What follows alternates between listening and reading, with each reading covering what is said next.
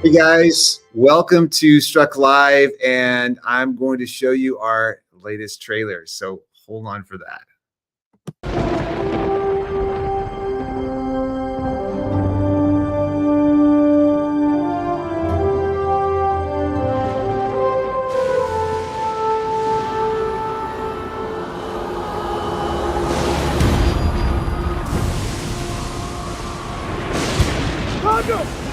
We need to get out of this store! Maybe we should go back! No! No, we've come too far! Well, this might be of interest to you. The Ark, real page turner.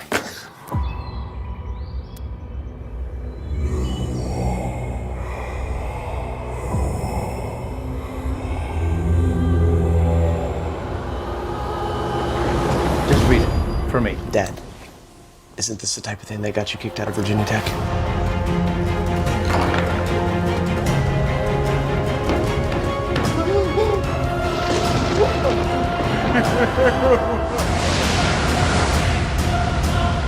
You have some strange ideas about the universe and your God. Jehovah is God. Noah. And that's the goal, gentlemen. God's will. Jehovah is going to flood the world. And I was commanded to build this ship. This is lunacy! You know it, Noah! Now we are going to get up on that mountain. And we're going to find the Ark. Yes, we are.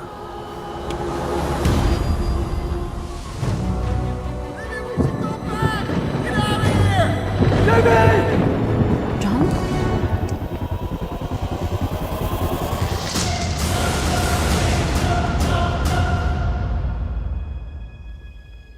So when I was struck and I was lying there, and I thought that I was going to die. But I heard God say, praise me. Praise me. Jehovah, I feel like I failed you. I don't know what's going to happen with my MS. John, It's bleak. I feel so lost. we are not lost. We are together. I could end up in a wheelchair in a year or so. I could get so bad that I can't provide for you or raise kids. When I met you, I believed in you. And then because of who you are and how you are, I believed in Jehovah. So if God has given you the grace to get this far, then He will give us the grace to make this work. It took a lot to get here. But by God's grace, here we are. So, guys, if it's up there and we find it, Yeah? what happens then?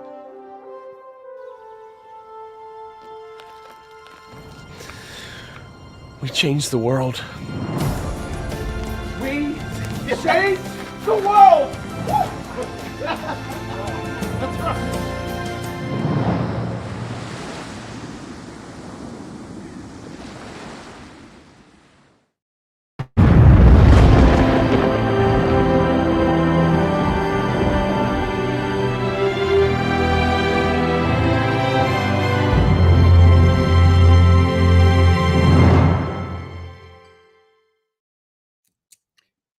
Hey guys, welcome. Okay, this is episode 12 of Struck Live. This is officially, I guess, our 1-year anniversary of Struck Live, if you can believe it. So we've been here every month, once a month, with different guests talking about this incredible epic adventure series called Struck. And we're in the process of getting these things together, going to distributors, talking about this amazing concept for a series. And there you saw it, the trailer. That's our brand new trailer. And you can go to strucktheseries.com and see more. In fact, let me put that on the screen so you guys can see that. Yeah, we're online. And actually, we just kind of renovated our site temporarily because we've got some new things we're kind of working on in the background that we haven't revealed yet. And that's going to be coming up soon. But right now we have a landing page and you can still join the Lightning Club. You can still find out all about us there. There's a synopsis. The new trailer that you just saw is there on the site, so you can see that as well. But while that site is there, we're reworking the website completely. So there's going to be all kinds of footage, scenes, all kinds of stuff there that you'll be able to see. So stay tuned for that. But so listen, Struck the series, as you guys know, it is about these two men separated by time. John D. Morris, who was a geologist, and he was kind of a modern day Indiana Jones. And he was struck by God to find evidence of the ark. And there's been so much great things coming out right now, new discoveries that are happening as we speak about the ark. So it's very exciting. We are definitely living in the days of Noah, as Matthew 24 says. But the story is also about Noah and his life and how he was struck by God to build the ark and save mankind. So we have these two parallel stories, and it's pretty sweet. I love the concept that Wes and Amanda created for the series. And I play Noah, if you didn't know. I feel so blessed to be involved in this project. And let me tell you guys, it is just so incredible. But I want to encourage you guys all to sign up on the website for the Lightning Club, because that gives you the Struck Bolt, which is a once a month communique, comes over into your email, and you find out the latest and greatest information. Now, not everyone's going to get that information, so it's kind of a select group of people that are signed up for the Lightning Club. So you'll receive whatever comes out first before it's released to the public.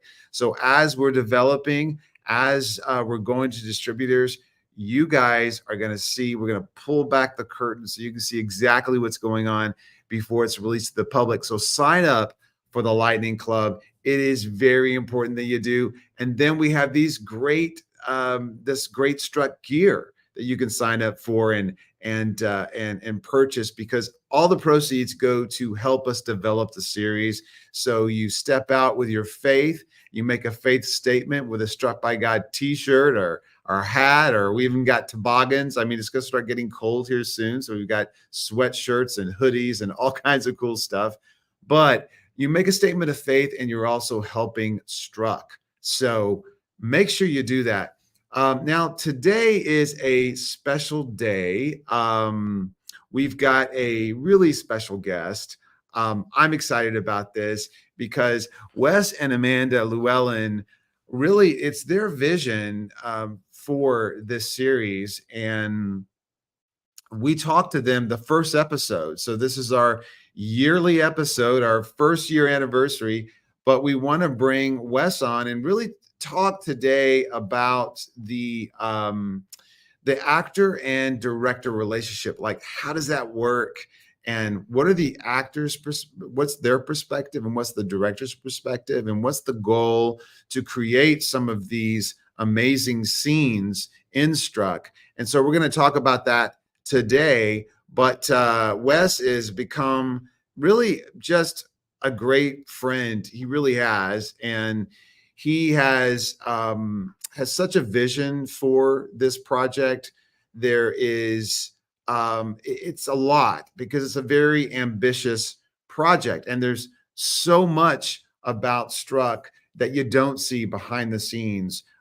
You saw the trailer. There's a lot of CGI, there's a lot of effects, there's green screens, there's several characters that are very strong characters, but it takes a really strong director to pull all that together and really have that vision.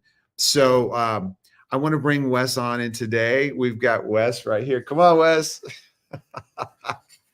Hey, guys. There he is. So Wes is, like I said, the director of Struck. And today we just thought we would talk literally about Struck and how it happened and how the scenes came about and what that process is between actor and director. But before we do, I want to see who is on watching right now. We've got Kathy Haley on. Hey, Kathy and John. We've got Kim Blaquet. Kim is one of our producers. So hey, Kim. let's see. We've got Dalta is on too. Great. Good to see you guys, and say hello to us if you're on. Let us know if you're watching.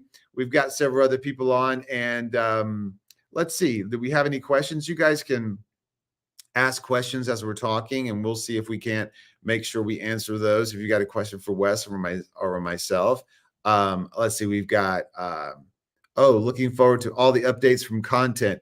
We're going to talk about content, Yes, because that was just last night and this whole week. Yes, let's talk about content. So let's congratulate Ben.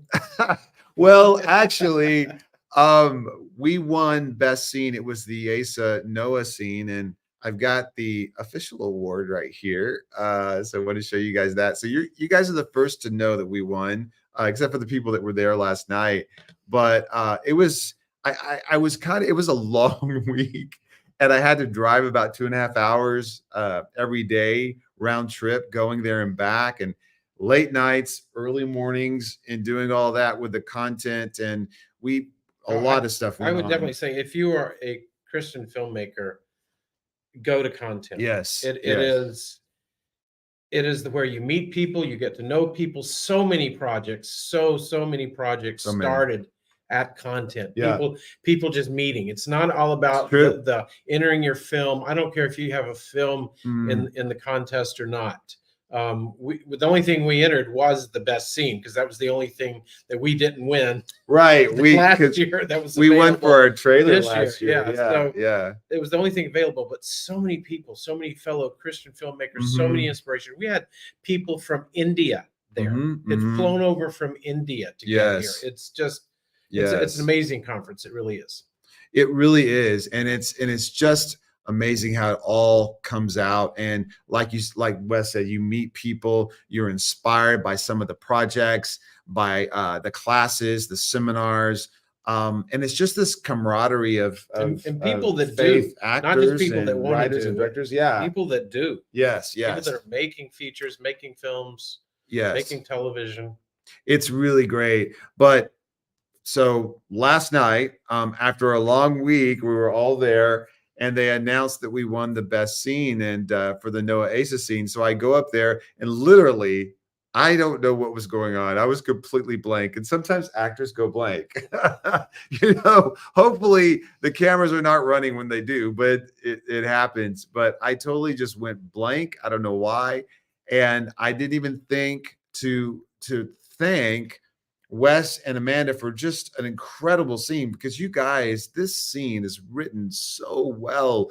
You see the conflict between Asa and Noah, and you kind of get a taste of what Noah's passion was to build the ark. And you see another character, Asa, that we introduced, played incredibly by Cameron Arnett, who I didn't thank either. But I want to thank publicly now that I've got some sleep. He is incredible in the scene, you guys. And if you haven't seen the full scene, we'll be able to post it soon. Cameron is in the Forge. Cameron's in the Forge, and one of the leads in that right now. But this is totally different character. Yes, totally different character. Totally different, and he does such an excellent job in this character, you guys. So, but yes, it was an incredible week. You guys Wes and Amanda were doing some of the tour and showing the green screen, because we shot so much at Capernaum on the green screen, and we did a scene with the in the Ark, and we did the Volkswagen scene, and we did the climbing scene with the snow. That was all shot at Capernaum, and the Noah and Asa scene was shot at Capernaum as well. So Capernaum is 85%.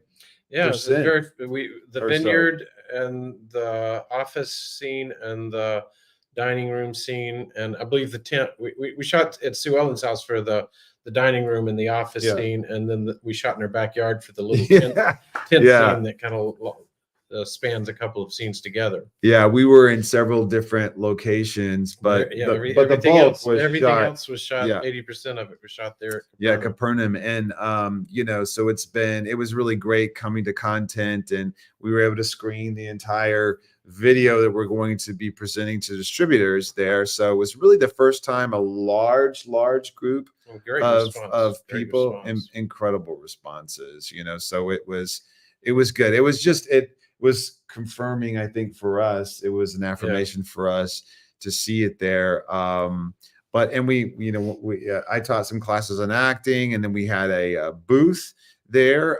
So we were able to introduce the concept and sign up some Lightning Club members there. So it was just really a great week, you guys. Exhausting, yes, but great.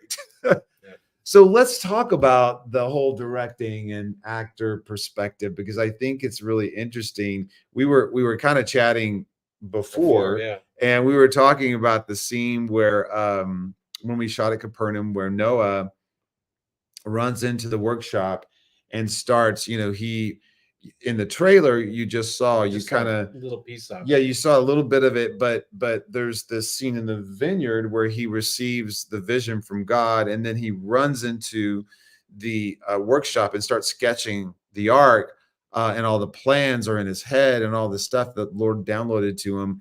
But what happens is that, like, in any production, really everything's shot out of sequence. So we were there at Capernaum in January, and we shot. And that scene was actually a pickup. We had scheduled 3 days of production, so we had a full crew for 3 days. Yeah, and we did not get to that scene just because of technical problems, different things. We had so many technical problems on the first day. Yeah, but so we had pushed that off to a small fourth day. So it was It was James Burgess, the DP, myself, and I think there was only one other crew person that stayed with us. Amanda actually came in and did your makeup, because she used to do that years ago. She did that for a long time. Yeah. So she knew what she was doing. So she touched up your makeup. But I was saying, what was so unique about that scene is it says a number of things. You can shoot an incredible scene with only a few people. Yeah. It was lit, and we had 2 cameras going. James was operating his own camera, and I actually had to operate the second camera.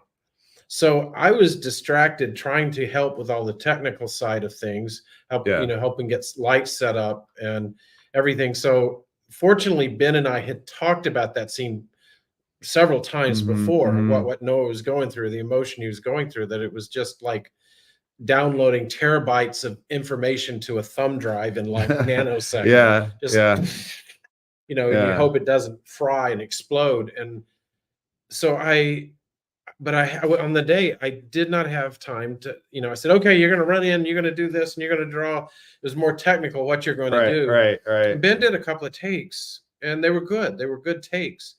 And then you did like a third take. We did several, and you came in and you just lost it emotionally. I mean, there were tears, there was drool, slobber coming down his beard, but it was just all out. It was like everything. And it was one of those moments that, as a director, I had to step back and go, is this too big? Is this too much? Right. And because we had talked about it before, because we had discussed it even like weeks before, we were saying that it was that download of God. I realized, no, this is good. This is what we need. This is not too big, which says so many things. It's like I see so many people make the mistake in films, like, oh, that's too big. Less is more. And I really hate that term. Less is less. Maybe sometimes you need less, but less is less. We don't go to see movies about small stories. We go to movies to see big stories. We go to see emotion, to see things bigger than our life. And so I realized it wasn't. And it also said another thing, is how important it is to cast a great actor who can do that when you don't have time to tell him exactly what to say, that he just nails it. He pulls it in to the point that, like I said, that was Ben, and I had to step back and go, is he doing it right? And I said, yes. I realized, yes, he's doing it right. Well, it was incredible, because I think what happened is I felt like as there was so much going on that day, and it was a small crew, and you had already told me what you wanted, but I think as an actor, I had to bring it. I really had to bring it, and I had to think of really through the whole process, because an actor, when you're shooting something, any project, it's usually out of sequence because it depends on the location and where you're at and that sort of thing. So although if there's a house in, like, 5 scenes throughout the film, but there's different things going on in between the house, you shoot the house because that's the location that you're at. And so at this time, we did not have the vineyard shot, the scene that came before Noah drawing the ark. So we didn't have that yet. So as an actor, you have to use your imagination and think, okay, how would I have felt if the Lord had just downloaded all this information? And also, I was running from the vineyard. Yeah. So I was running to the vineyard to the workshop to draw it and get it all down. You were out there spraying yourself. Yeah. There wasn't a crew, so I'm spraying myself with water. So he comes in sweating like he's been running, because we knew we had the script, we had the plan, and so it was like you said, you're shooting out a sequence, so you have to put everything into that little sequence that was shot months before we ever shot the vineyard. But we talked about it though. Once we walked out of there, I realized we have to get the vineyard. We have to get the vineyard where he goes from picking a grape and tasting it. How wonderful is my crop, to all of a sudden God begins to speak and begins to download. Because when you ran into that workshop and began drawing, you were going from like 70 to 100. I had to see you go from 0 to 70. Right. Or otherwise it wouldn't have made sense. It would have been like, it would have been too big. Too big. Yeah. And it's it's where an actor has to take what the director's given you and kind of expand it and figure out how it's affecting you. What is the motivation? What is the drive? What's going on emotionally? What just happened the moment before, because you've got to add that to the screen as well when you're that performance or that specific. And I think that it's interesting how it all came out, because I didn't really I didn't know what was happening. It just really, and I prayed because I just really wanted the Lord's anointing on that scene, because it's a very powerful moment, but let me ask you this. So as a director, how does it get from the page to the actual day when you're shooting it? How does that work for you as the director? For me, fortunately, with this script, Amanda and I co-wrote it, so we worked on it together. So I know I've said this before. I'm very dyslexic, and that I used to see that as a negative as a child, but as I got older, I realized no, that's the way God created me. Because I am very right-brained. I'm very visual. I see things as I'm writing. I see them. So for me, it's if I'm writing it, I'm putting it down on paper or in the computer. I'm seeing it as I write. So then when I get on the set, it's and even if I didn't write, it's the same thing. I read it. I have to visualize it. And for me, I'm recreating on the set what I've already seen in my mind. Okay. Got it. And so that was one of those scenes. And that's why, like I said, I guess initially I didn't see it quite so big, but it was right. I realized it was right to be that big. Yeah. And that's why I would have made a mistake if I had gone with, and that's where, as a director, you have to be somewhat flexible. And especially as a Christian, because I've always said, as a Christian who's a director, I cheat a lot because I'm always praying. Yeah.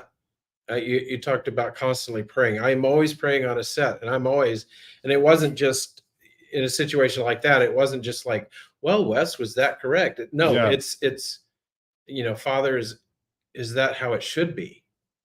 Right. And it's like that moment. you really need that inspiration from the Lord. Yeah, and the story we've told, I know y'all have told in the show before, and I'll say it again from my perspective. I say cast the right person. I didn't cast Ben.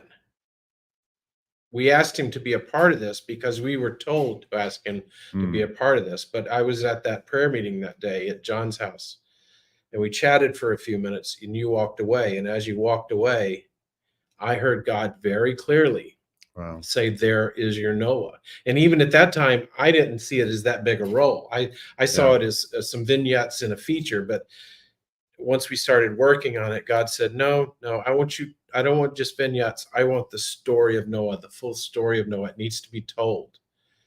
And I want to see Noah as a character, a full-blown realistic character, not some old man in a beard that, with a cane. I never saw him that way. But God said, there's your Noah. And we went through some battles for about 6 months. And I always knew that Ben was right. Ben was right. And we finally got the go ahead to ask. And that's when you had just gotten the word from Kim, who was on the show, that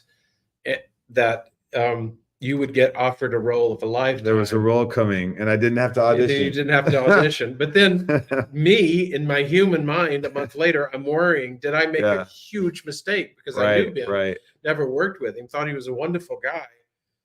But you, as a director, you're going, is he directable? I've never worked with him. And then Kim, by chance, I overheard, I was in the car as Amanda was talking to Kim about insurance, getting insurance for the set. And she told that story. And I just said, wait a minute, go back. What did you say? And it was like such a confirmation to me, like, yes, God was saying, yes, you heard from me. You did the right thing. Yeah. So all that to say, yes, the right person was cast, but not just Ben. Our whole entire cast is absolutely incredible. Entire cast is phenomenal. And they really are. It was, we last month, and if you haven't seen the episode, you should log on, go to YouTube, our YouTube account, and watch it. But we spoke with Kim Blaquet last episode, and we just talked about all the miracles that God has done. That was one of them. But we just had, our cast is miraculous because every one of those people are just perfect in their roles. Yes. I mean, just amazing. Well, I feel like too, as an actor working with a director, you've got to trust your director, and really it's your vision. So it's just as Wes had said about his vision, and he sees it from paper to screen, but he starts having that vision, and he visually kind of starts seeing everything put together and how it should be. But the actor has to trust that. As we shot that scene in the workshop, I had to trust Wes at that moment, because I didn't know what that vision was for the vineyard scene or what it was going to happen. So I had to trust him for that. And then, then bring my own self to the role and bring what I was bringing to the role there. You not only shoot scenes out of sequence, you shoot, complete scenes out of sequence for the feature. You shoot scenes out of sequence within the scene. Yes. Because right. Unfortunately, you try not to, but unfortunately, just sometimes you have to. And with the Ace of Noah scene, it was actually shot in sequence, I believe. Yeah, pretty much. You try to. It's easier for the actor. It's easier to stay in character. But even then, you're shooting everything from one angle. You turn what we say, turn the room around. You know where all the equipment has been sitting in Video Village and everything else. You have to move all that to the other side of the room and relight for the other angle, and shoot all that. Yeah, and you really don't, as an actor, that takes a lot of trust too, because you've worked on the scene, you memorize your lines, but you've got to be there to block the scene and work with the director and hear what the director, what his mindset is. And that's where shooting a scene like that, you have your two shot. Yes, you want to see everything coming from the actors, and actors wear out. They just wear out with a lot of emotion. And so if I'm shooting a scene, I was shooting a scene of Cameron over Ben's shoulder. It's like, Ben, all I see is the back of your head, a little bit of your shoulder. Give enough for for Cam to get his performance, but don't lose everything, because we're going to come around, and that's when I want to see all the emotion. Yeah. So a lot of times it's you pull an actor back, not because you don't want the emotion in the scene. You just don't want to burn your actor before you get into that beautiful, close up. Yeah. Right. And as an actor, you've got to realize it's some of the things about acting, and you want to feel the character, you want to become the character. That's true. And it's got to be organic, and you've got to feel it for it to be real, because the camera sees your eyes and the camera can tell if it's not real.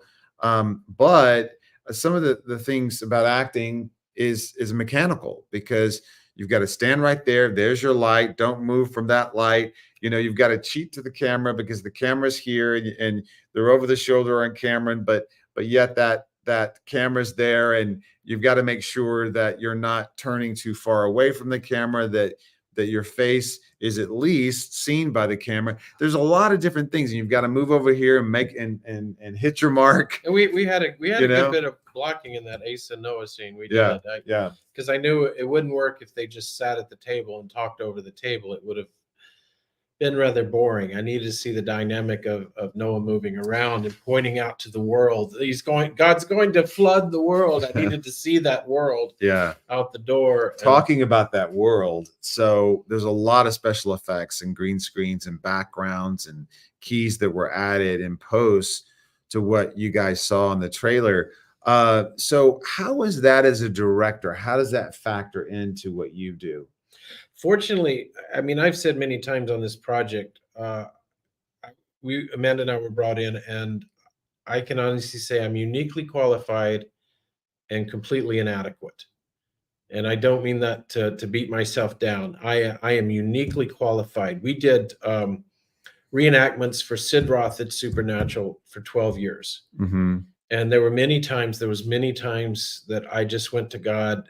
I was telling someone the other day, and we both started crying over it. I was telling an actress there at Content, I said that there was the time my friends were getting features. They were all getting features, and I was doing Sid Roth.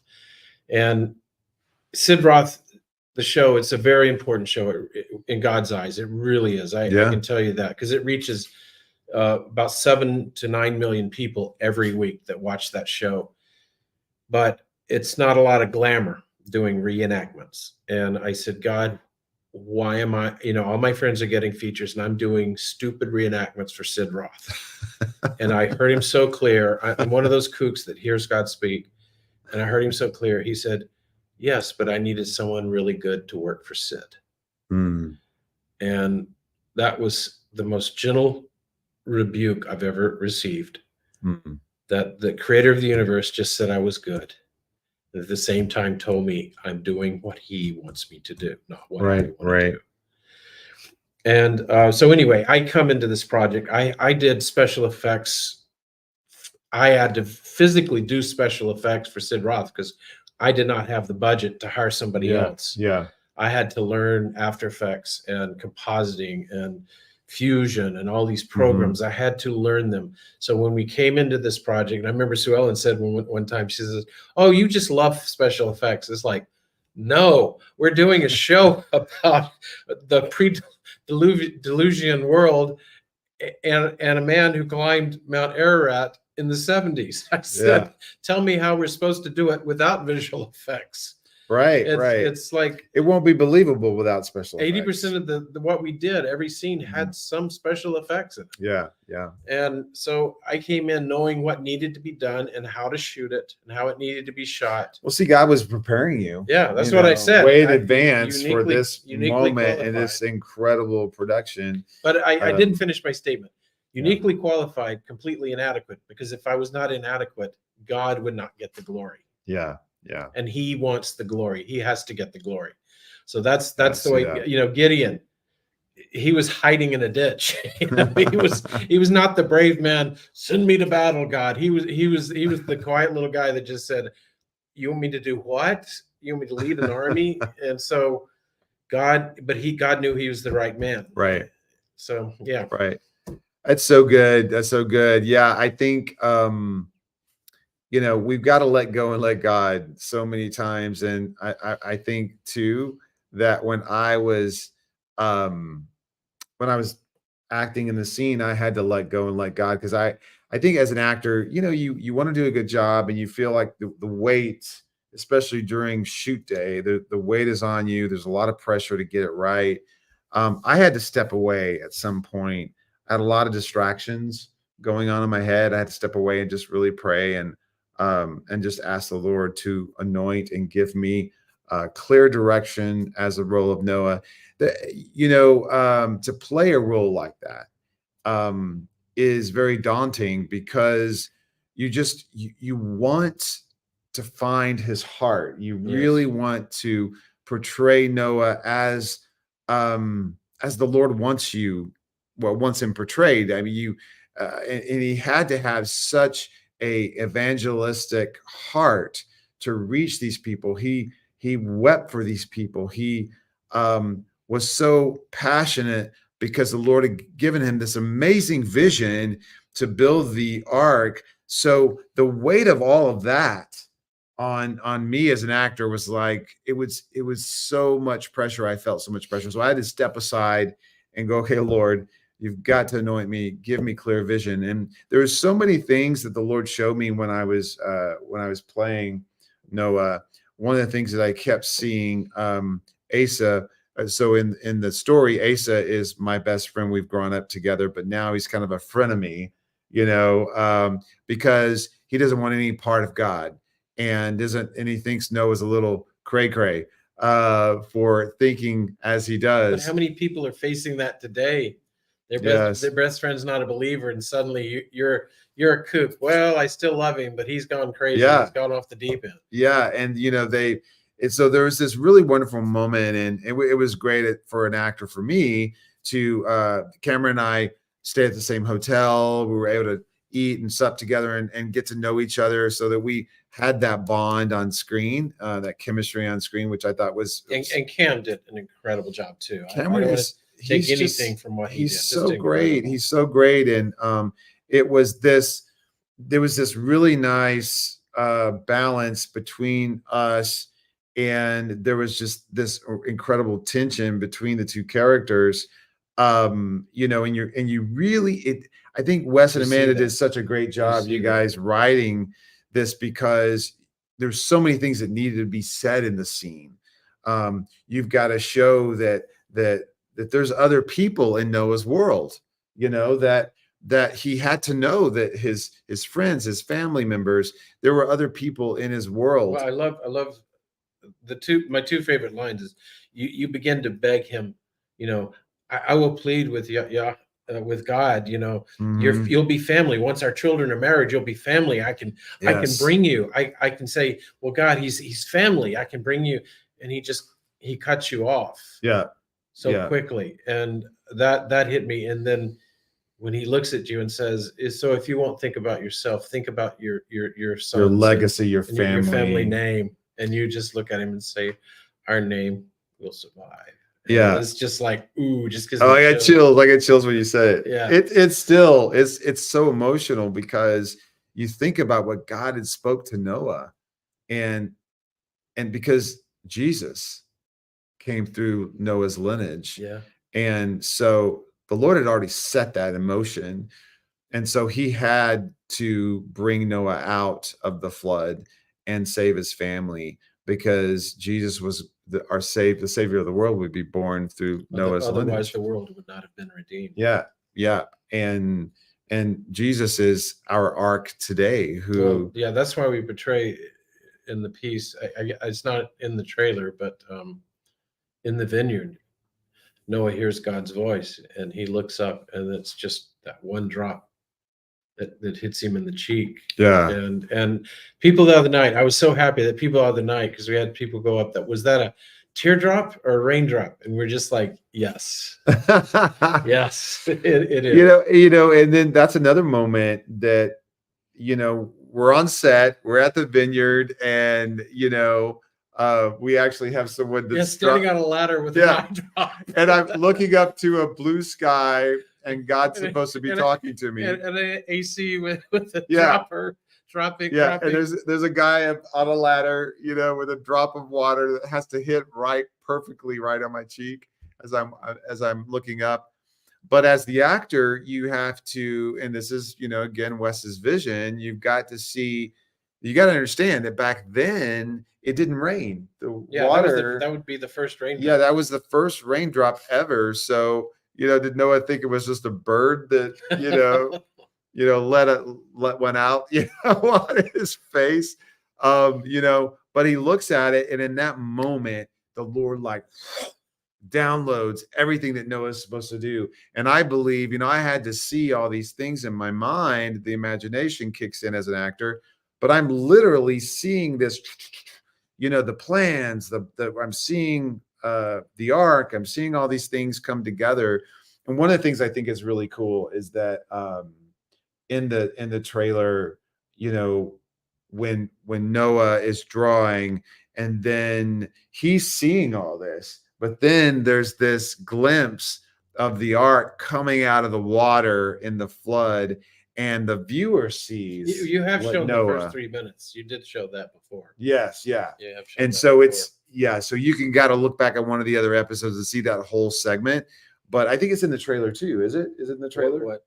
Where he's drawing, and then the drawing. The drawing's okay. in there. The drawing is in there. Yeah, the drawing's in there, but it's literally, I love it that, again, is a Wes moment, but putting the ark, the visual of the ark right there, it's kind of like the viewer for the first time is seeing what Noah's seeing. What Noah's seeing in his head, and it's just powerful.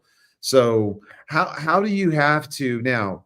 So we talked about the directing, but you also did some editing, you did some keys, you did a lot of the backgrounds and so forth.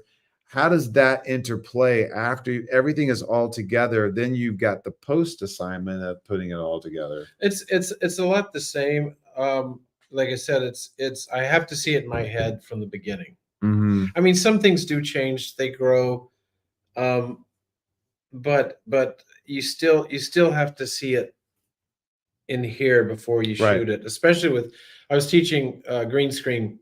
A little bit of green screen at Capernaum this last week, and I told people, when you're doing green screen, not so much in the Asa Noah scene, because we just did what we call set extension. Right. I mean, if you really look out that door at the temple set, all you see is a tree, and in the distance a parking lot. Nothing spectacular. Yeah. So we actually put a big green screen outside that door so we could create and post the city, the vision. But I knew I wanted to see the city on the hill. I knew I wanted to see life and a temple and fires burning where Asa probably his private temple where he had the fires always burning, but that gives it life more than just two men sitting in a room talking. They're off to the side, but there's a whole world out there, and that's the world that's going to be flooded.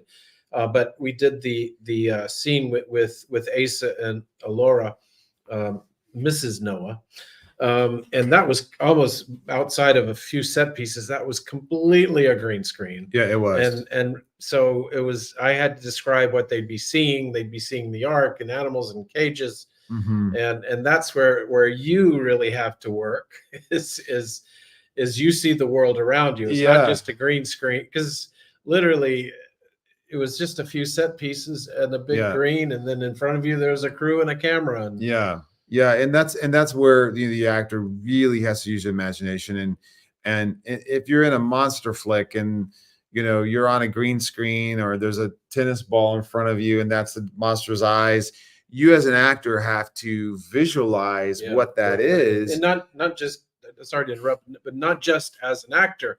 I'm watching the monitor, right? And so I have to see it also. I have to see, is this performance fitting in with what is on the screen, a green blob? Is it? I have to imagine that world out there. I have to what it's imagine going to the eventually art. be. Is this piece of that going to work? So you're imagining that, and the actor's imagining the world as well. We're probably seeing two different things, but as long as it works. Because you as an actor, you've got to use your imagination on a green screen, and it can't feel cold or austere, even though it is, and you've got the crew watching you.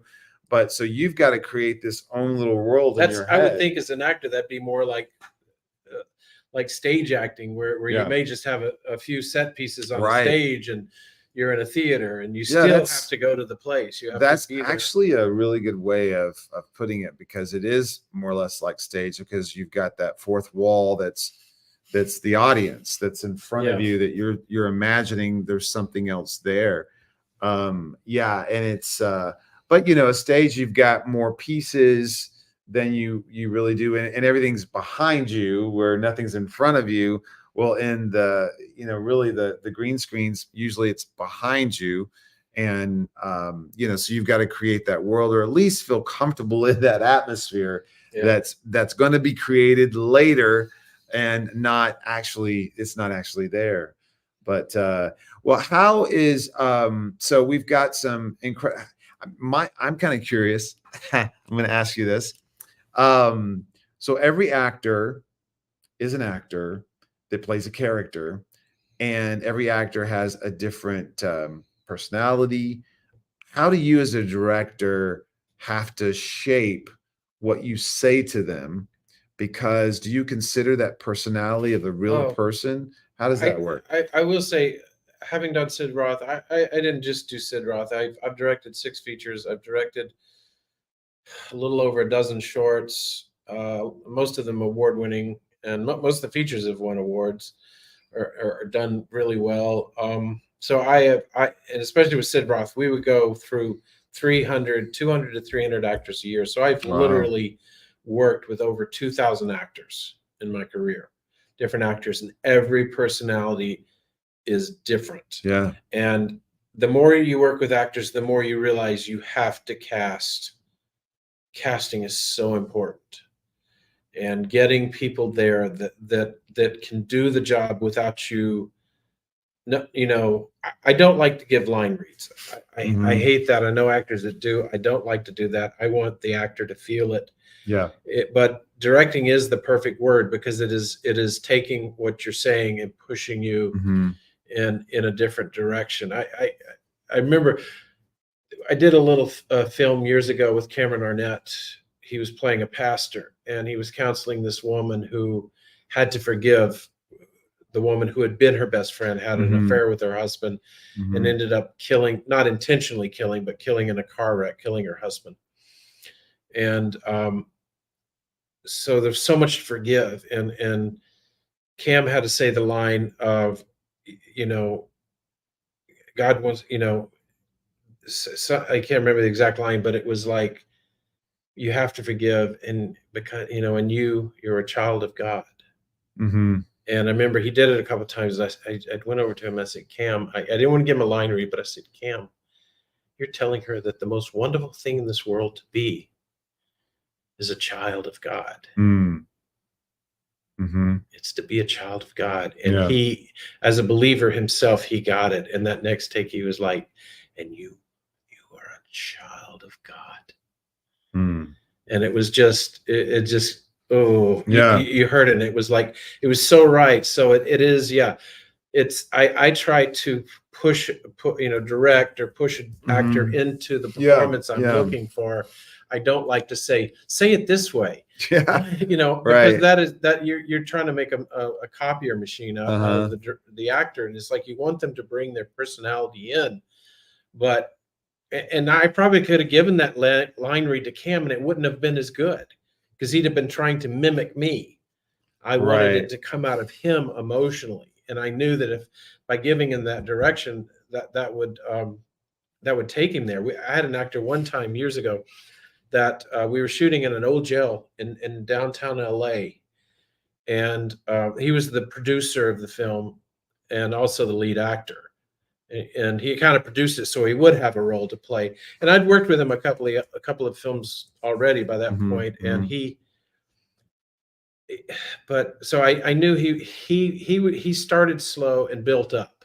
Right. His first takes were not, because every actor's different. Some they give you 5 takes. That's all you got all day with emotion. And that's where I'm talking about. You hold them back until you know you're on their close up. And I try to get to their close up quick, so I can get that emotion. He was the opposite. He built up slow. He built up slow, and then he'd finally get going. It's like an old car in the morning, in the cold morning. Yes, It took a while to get going. Warm up. So I knew that. So I had saved his close-ups for last, and the guard there had been told a different time, and he was angry because we were still in the building. Yeah. And he literally came storming on set, cursing and kicking things and yelling at people and yelling at us and telling us he was going to kick us out. And Amanda gave him a few $100 extra, and he shut up and went away. And the producer turned to me and he just started. He wasn't yelling loud, but he was yelling. He was like, "I can't. You don't. You know. You always do this. It's like." You've saved my close-up for last, and here's this my biggest scene in the film, and you're saving it for last. I am so frustrated, and for that moment, I looked inside and said, "Okay, I could either come back at him and, nose to nose and show him who's boss." And somehow God gave me the wisdom. I just looked at him and I said, "Use it." Yeah. And I turned and walked away. And I remember I kind of glanced back, and he was standing there like. And he came back to me several months later and he said, that was the best direction I've ever been given. Oh, yeah. And he gave the best performance I've ever seen him give was that night. That he used that anger because in the scene he was supposed to be angry at God and couldn't understand why God had taken his wife, had taken all these things from him. Yeah. And so it was so appropriate for him to use that anger. Yeah, that's good. And that's good. Yeah, and that makes it more real, more authentic, more believable. So we only have a few minutes left, you guys. But I do want to open up questions. You guys have any questions for Wes or myself? Let me know in the comments, and we'll see the question and we'll answer it before we go. We've only got a few more minutes, so let us know. Ask a good question so we can answer that. I think. It's interesting. The actor-director relationship is so important because it's a give and take. You've got to make sure that that as an actor that you're hitting your mark, you're doing everything you're supposed to do, you're in character. You've got to do your homework in advance because on the set, it's game time. And you've got to listen to the director. At that point, you're trusting the director. And I think sometimes, you may have your own vision of the character. You may go, and what I like about a good director is that a director gives you that ability to see beyond, because there's a character on the actual page, and then the hopefully the actor is researching, memorizing, doing his character work so that he really becomes that character, and he knows the character. He should know the character farther and stronger and more deeper than the director knows the character, because that's his job to become the character. But you've also got to trust the director in that point as well when you're on set. And maybe that vision that you're having may has to be redirected. Have you had to redirect some actors? Yes.